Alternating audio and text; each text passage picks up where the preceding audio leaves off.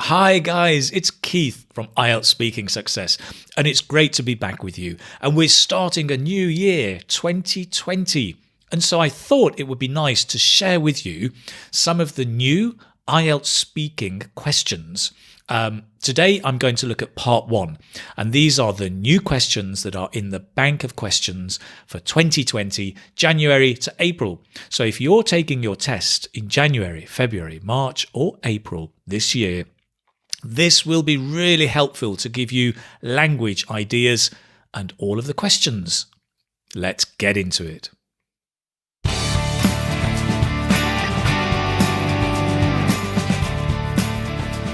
So, IELTS Speaking Part 1. These are the new questions that we've got for 2020, at least for the first 4 months.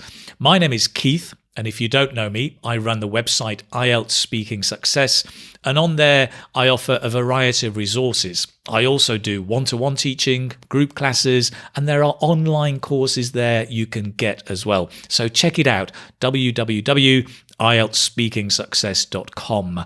There's lots of stuff for you there, videos, model answers, everything your heart could desire, or almost. So, IELTS Part 1 in the speaking is important, right? It's your first impression, and it's where you really lay the groundwork to help the examiner decide what kind of a level you are. So it's really important that you're prepared well and give short but developed answers. Now, with the new questions that have come out, I'd like to share with you, these are the questions that candidates have reported and so that are being used in this new bank of questions. So let's kick off straight away with the first lot, and I'll share ideas, some language, and things, what this may mean to you, because some questions are not as clear as others. Number 1 is pens and pencils.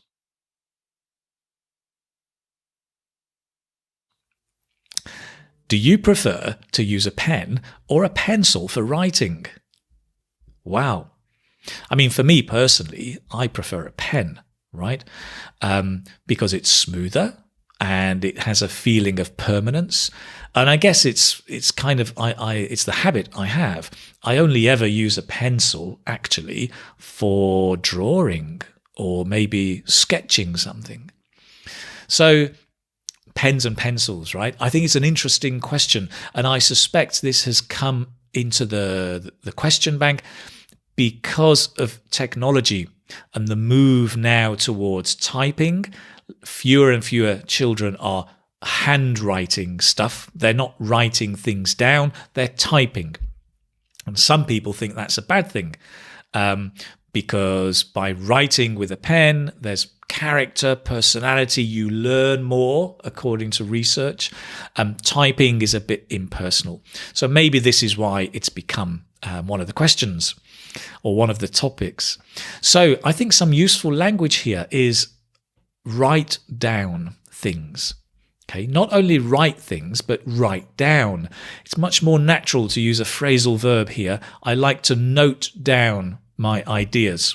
I like to write down my thoughts in a diary. Okay, or jot down, J-O-T, jot down your ideas. So maybe you use a pencil to jot down some messages for your wife or your family, something like that. Okay. Maybe you use a pen when you're making a shopping list or a to-do list. These are all different ways we can use pens and pencils. The other questions. When was the last time you bought a pen or a pencil? I buy pens every week because my pens have a habit of disappearing. We have this expression in English, it grows wings. My pens grow wings because they seem to fly away. You know, I buy a box of 10 pens and within a week I've got one left. Where do they go? Like socks in the washing machine, they just seem to disappear. So I buy pens on a regular basis, actually, very cheap ones. What about you? Next question. How would you feel if someone gave you a pen or a pencil as a gift? I'd be really happy, actually, provided it was a good quality pen, right? Get one of those high status, well-known brands. They're really nice pens, and they are a bit of a status symbol, right? When you write with those pens, if you're working, customers and colleagues will notice the brand of your pen. So I think it's nice to give pens as a gift, so long as they're good quality. So that's pens and pencils. Let's move on. Oh, cakes and desserts.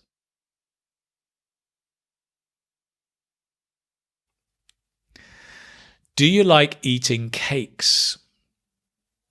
Have you ever made a cake? Okay, cakes and desserts. Do you like having desserts? So, and the last question, what desserts are popular in your country? So the first thing to mention, I think, is the difference between cakes and desserts. So cakes are things like chocolate cakes, muffins, maybe pastries. All of those can be cakes that you buy in the baker's. Dessert is a part of a meal. You have your starter, your main course, and your dessert. In some parts of England, we call it the pudding. You know, pudding can be typically an ice cream or a cake or a tart or a crumble or a pie, apple pie, grandma's apple pie. My grandma's no longer here, but her apple pie still is. So dessert is part of a meal, whereas cake is a specific thing, right? So they're slightly different. So do you like eating cakes? Well, you'll probably talk about sponge cakes, chocolate cakes, pastries, maybe the sweetness. Maybe you have a sweet tooth if you really like sweet things, or you like the texture of cakes. They're kind of soft and spongy. Of course, they're not very good for you. Well, they're good for your mood and your happiness. They give you a rush of a certain hormone that I'm going to check because I've forgotten what the hormone is. Let me check. Endorphin or something. So chocolate's good, yes, because actually it releases endorphins. It's a hormone that it releases to your brain, and these endorphins make you a bit happy. So it's good in that sense. But of course, they have so much sugar that they're really bad for you and can lead to being overweight or obesity, potentially. So there are things there you can talk about. Have you ever made a cake? You'll probably want to say bake a cake, made a cake, as opposed to cooking. Have you ever made a cake?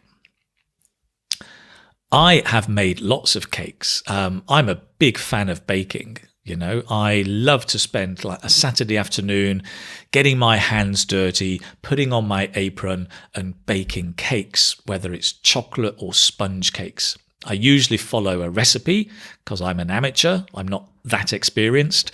I'm not a seasoned cook. And so I have to follow the recipe.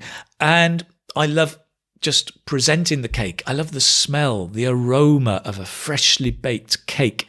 And then when you tuck into it, oh, it's delicious with a nice cup of coffee, complemented by coffee. That is my idea of a good Saturday afternoon. So, baking cakes, lots of things you can talk about. Do you like having desserts, right? Is probably more about in your meals, maybe at lunchtime or dinner. So after you finish dinner, do you have a dessert? Do you have an ice cream? Do you have a pie? In Britain, it's quite common to have a dessert. I remember when I lived in China, desserts were not that common. Some people would have them, some restaurants would have them, but it wasn't as common as in England, I feel. But maybe that's our bane in England. That's why we have so many cakes, and that's why we're getting fatter and fatter. We are becoming an obese society. Oh dear. Now, let's move on.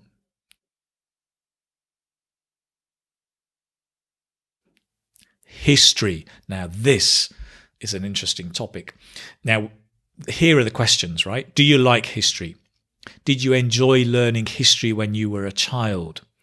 So here, it's similar to the question about maths, right? It's talking about a subject at school and a subject that you like or study or read about. Another question: when was the last time you read about history? Do you think history is important? So all of these questions are similar to maths in that you're talking about a subject. So when we look at the language here, you may want to talk about ancient history, like the Egyptians, the Greeks, the Romans, the Aztecs, or whichever group of people you want to focus on.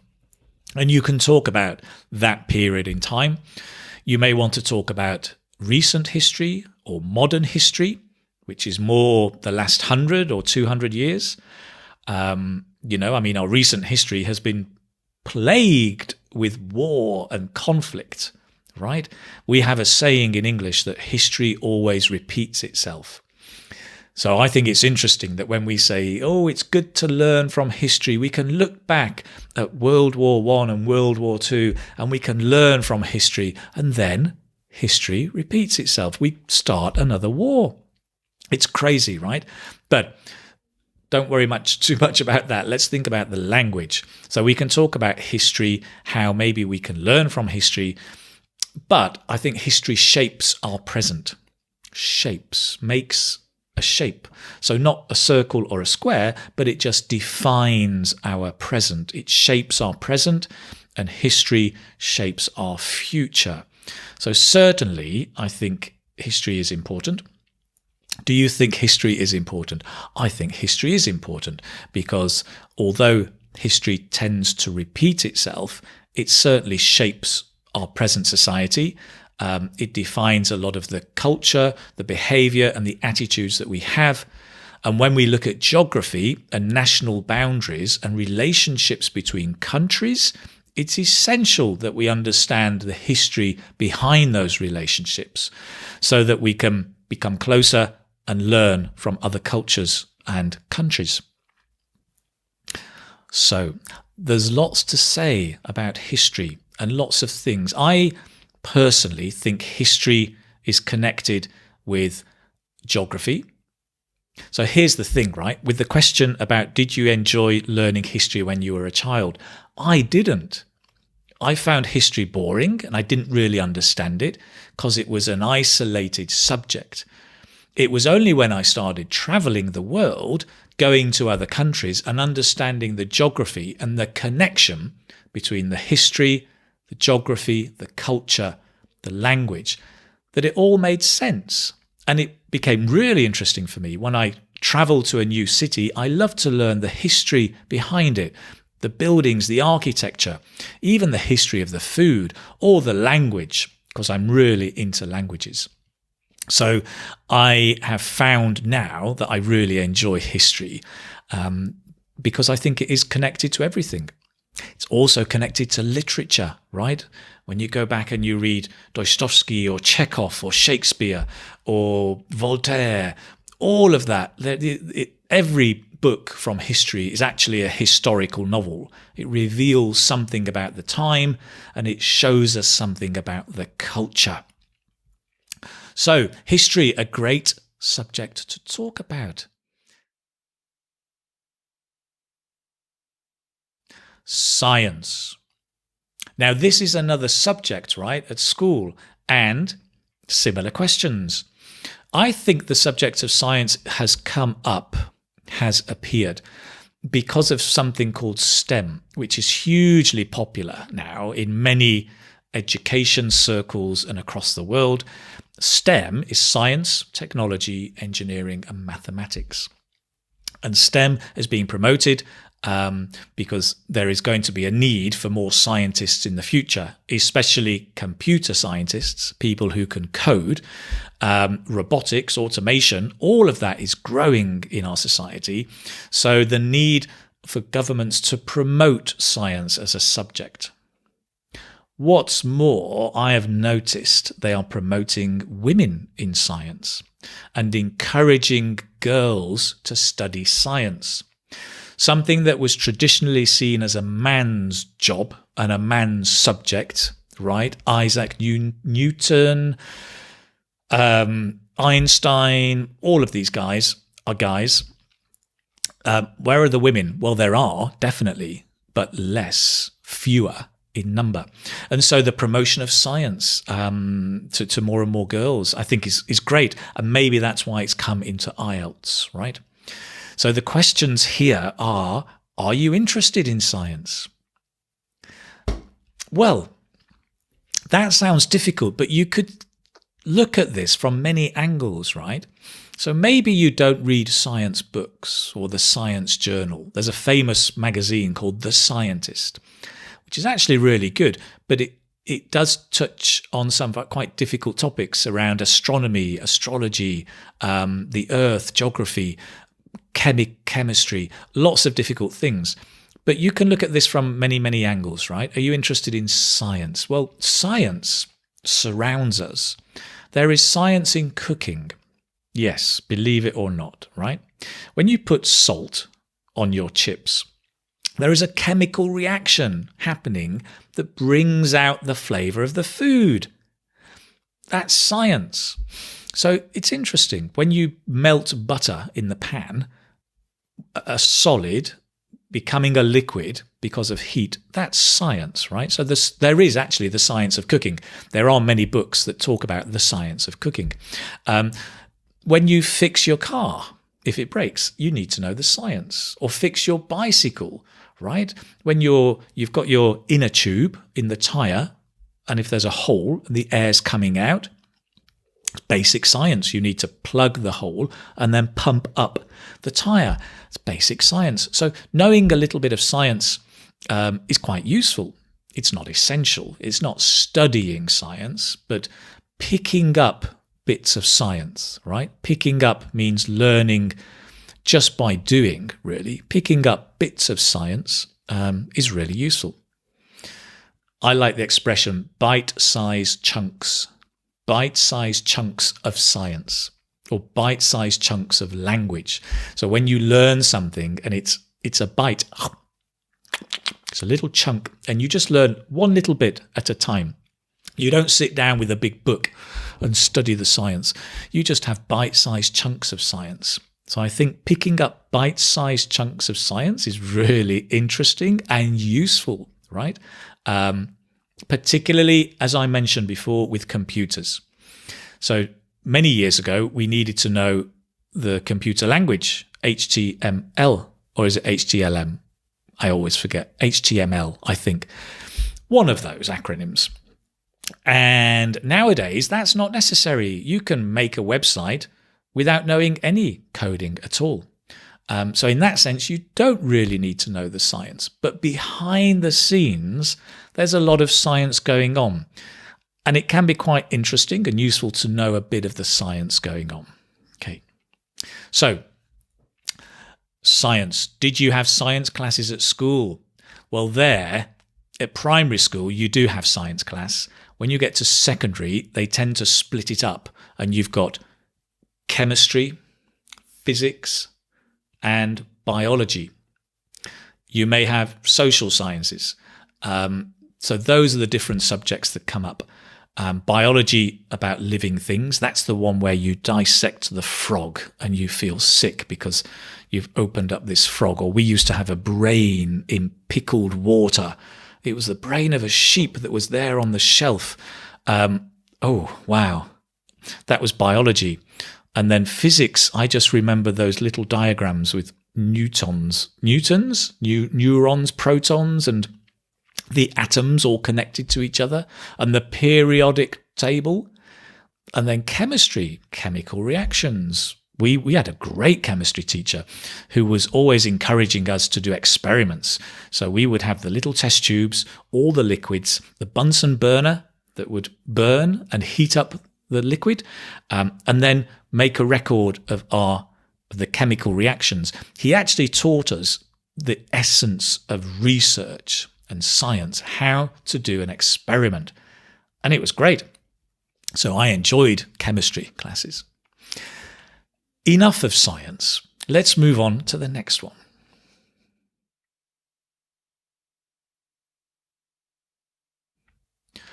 Art. Now, art.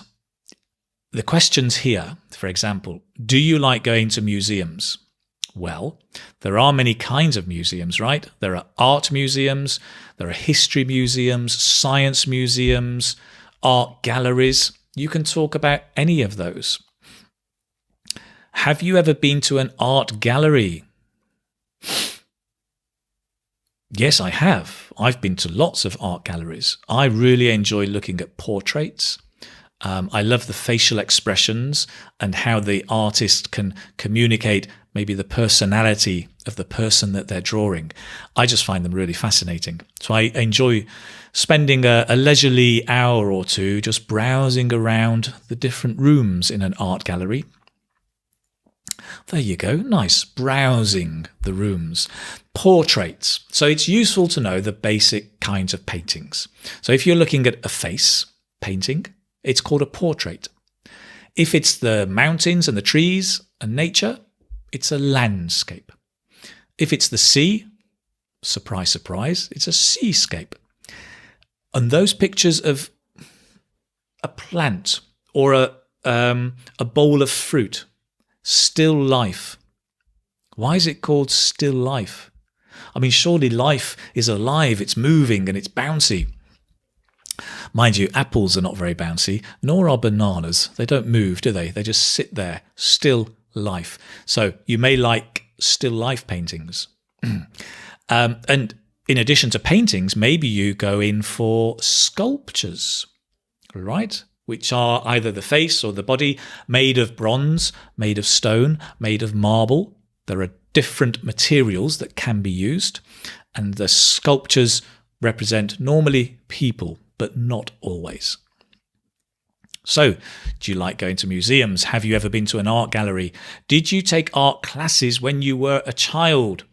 Here you may talk more about painting and the brushes that you use and the brush stroke, whether it's a thick stroke or a thin stroke, and more about, getting your hands messy, wearing the apron and painting on a canvas. That might be more what you talk about here. I do like to dabble in painting. Ooh, there's a nice expression, to dabble in something. That's when you're not a professional, but you like to try it. Same for me. I love dabbling in cooking. I like to dabble in painting. I've done a few paintings.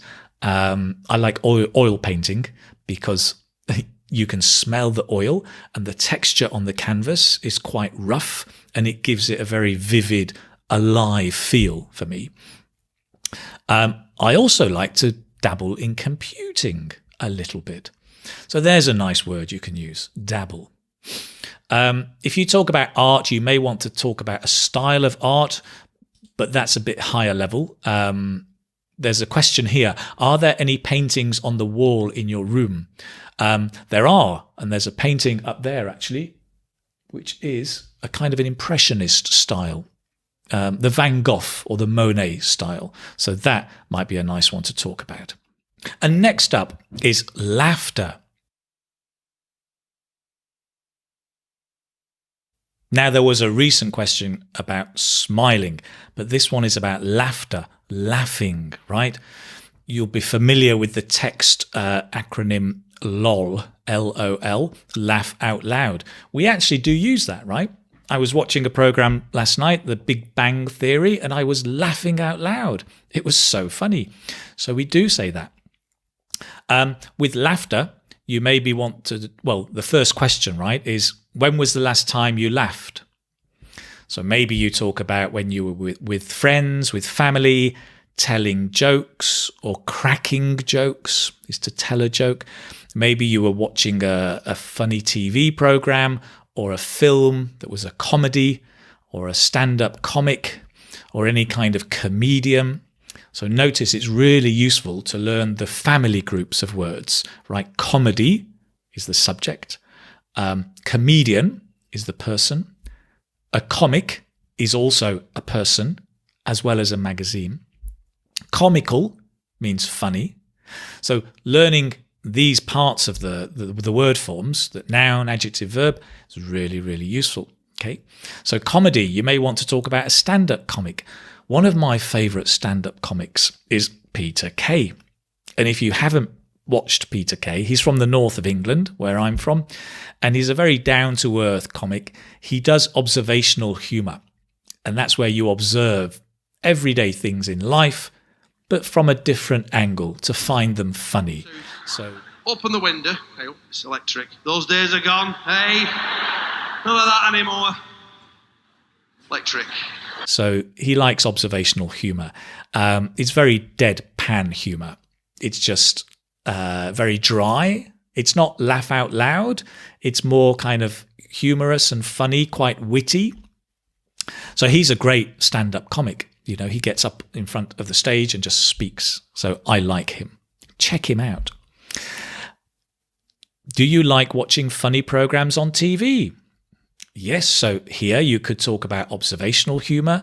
You could talk about visual humour, made very popular by Charlie Chaplin, Laurel and Hardy, more recently Mr. Bean. That's all visual humour, right? Sometimes we call it slapstick because it was in the old vaudeville halls. You remember the old films, Laurel and Hardy? It was all kind of hitting each other and turning round with a ladder and knocking somebody over. It was all very visual and funny.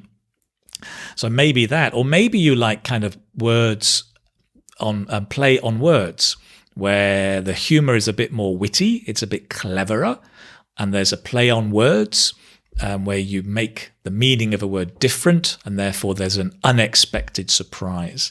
You could talk about that. Do you like to make people laugh? Do you think it's important for friends to laugh together?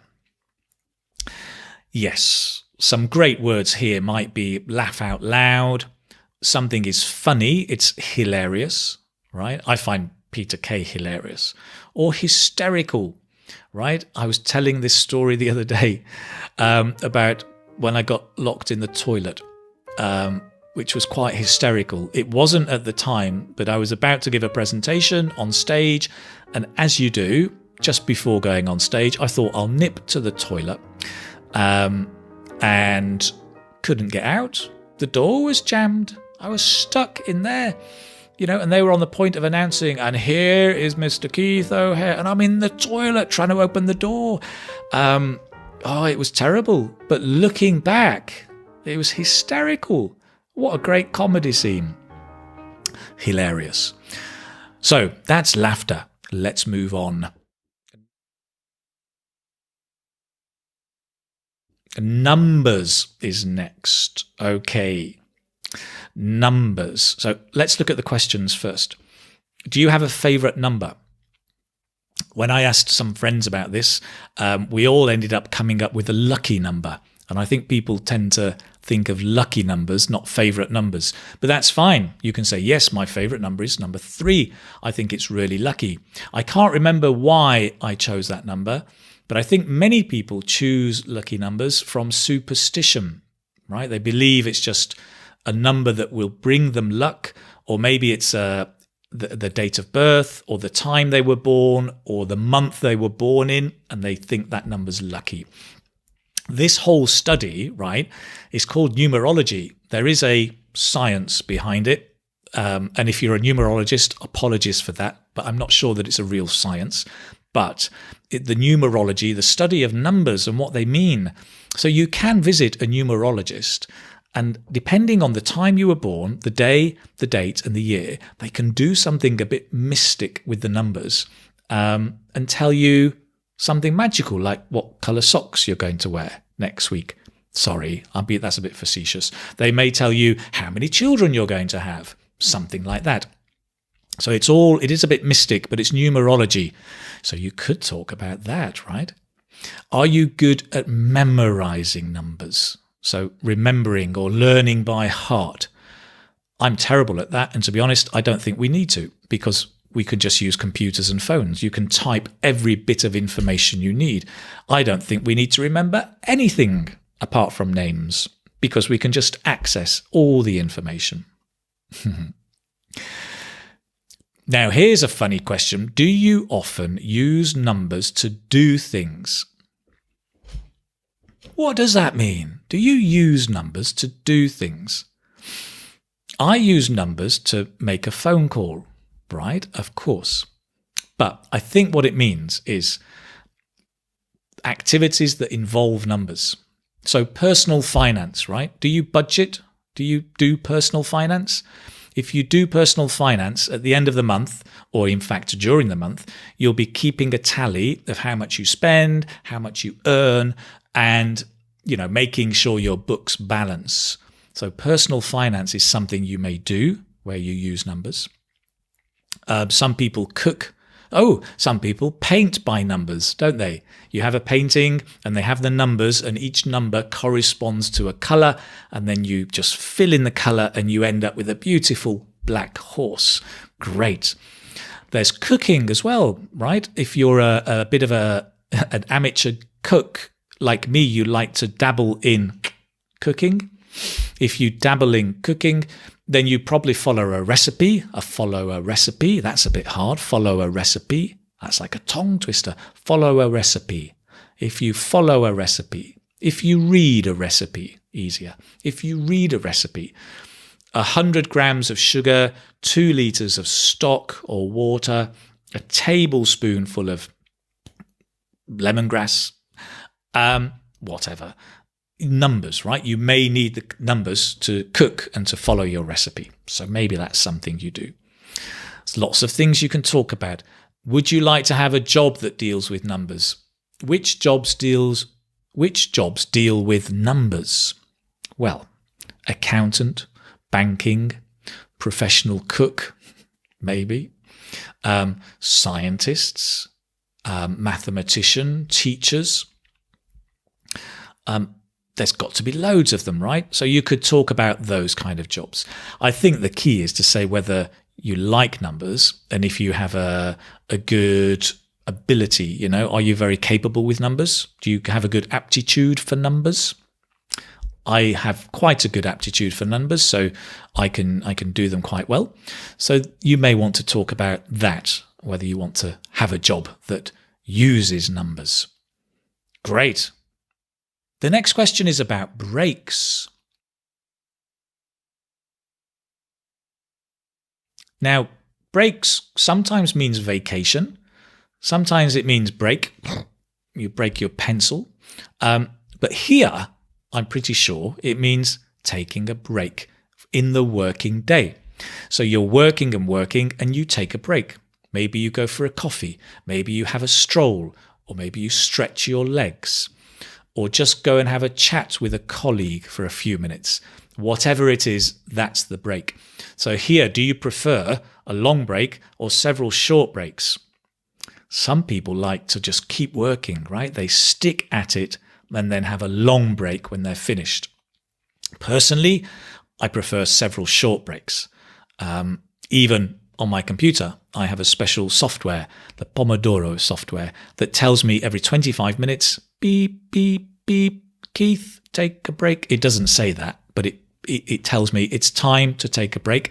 Take a 5-minute break. I stand up, maybe grab a coffee or have a walk, go downstairs for a stroll. I have an apple stroll. Have you never tried the apple stroll? The apple stroll is you take an apple, you walk around the block for 10 minutes around your office or anywhere eating an apple. Great. So you can take an apple stroll, and that's a short break. And I find that helps me concentrate, and I can be much more productive that way. So that's what you can do with a break. Why do you need to take a break? Because you would go crazy if you don't take a break. The mind can only concentrate for a certain amount of time. There's the Pareto principle, right? The 80-20, which means that basically 80% of your productivity comes from 20% of the time. That means 80% of your time you're basically wasting because you're not productive, because you're not concentrating or focused. Mind-blowing. Go and check it out, the Pareto principle. It'll change the way you work. And if you use that in your IELTS test, it'll change your score for the better. Okay, breaks. Let's move on. Running.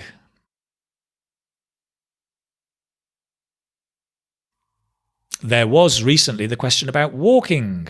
Now it's about running. And I wonder if this is because the whole issue of our sedentary lifestyle, obesity, people not moving enough is becoming an issue. And so I've noticed health and obesity, running, exercise are all coming up a lot more.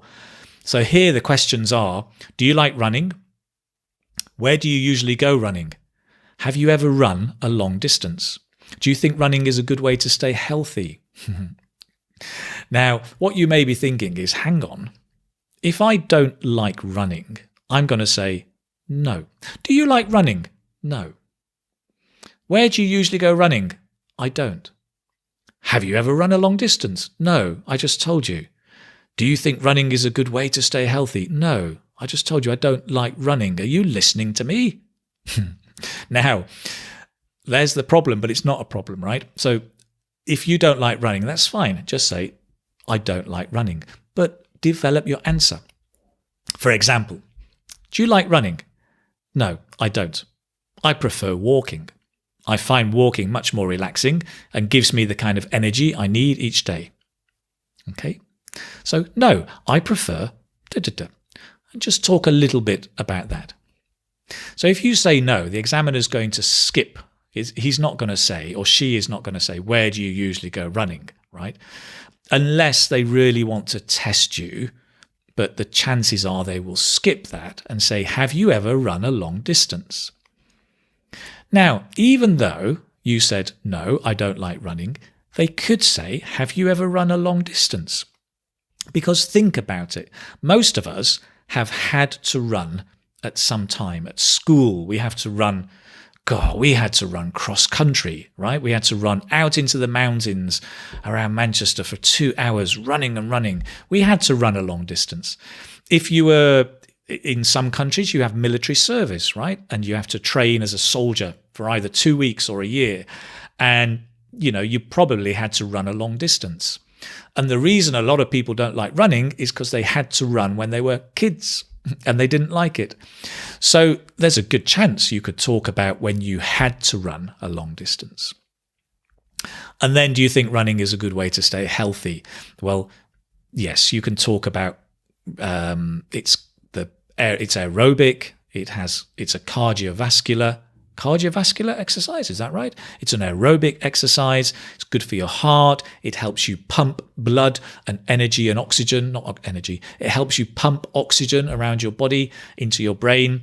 It gets you moving. So it's actually a great sport. That said, it puts a lot of pressure on your joints, especially the knee joints and the hip joints. And some people end up having operations if they've spent their whole life running on their knees or their hips. So it's good and bad. That's it. That's running. Let's move on. There's a question about wild animals.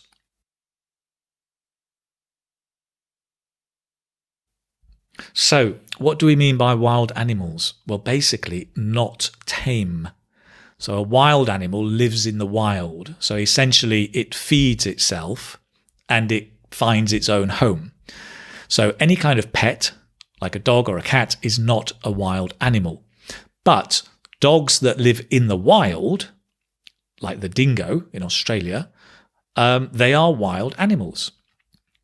And there are some cats that are wild, right? They're also wild animals. Typically, people think of the lion, the elephant, the gorilla, things like that, which are obviously wild animals in the wild. And you could say, I've seen a lion in the zoo. So it's still a wild animal, but it's in the zoo, and that changes things. And I think one of the questions is, do you like to go to the zoo? Have you ever seen wild animals before? Which do you like the most? So yes, you can talk about, the lions and the elephants and why you like them and where you've seen them at the zoo or maybe on safari.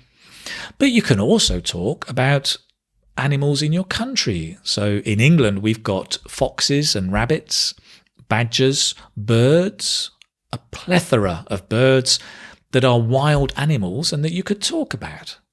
So there's a lot of things you can talk about there. And the last one I'm going to look at today is spending time by yourself, being alone. Do you like spending time by yourself? I do, actually. I like having a bit of time to myself because it helps me think and reflect and gather my thoughts together so I can really plan what I want to do. I'm not a very gregarious or social person, so although I enjoy being with people, I do value my own time. And then the other questions about how you spend the time when you're by yourself. What did you do last time when you were by yourself? So here they're talking about general habits and then one particular time in the past. So notice the difference about, yes, I usually sit at home on the sofa and read a book in the present, and last time I remember I was in a library, I was on my own, I was reading a book, I completed the whole book in the past tense. So just be aware of the tenses there as well. And that brings us to the end, I think, of all the new questions that have come out for IELTS Speaking Part 1. Some of the older questions are still there, so things about haircuts and wearing jeans, it's still coming up or appearing in the next 4 months. So I share all of this with you, not to memorize all of this, right, but to give you ideas and language that you can start using flexibly. Flexibility is the secret. Keep practicing, take the phrases, the collocations, and go for it. If you want to find out more, please visit IELTSSpeakingSuccess.com. There are lots of resources there, and that will really help you improve and get ready for IELTS. It's been a pleasure seeing you here today. I hope this helps. Take care. Bye-bye.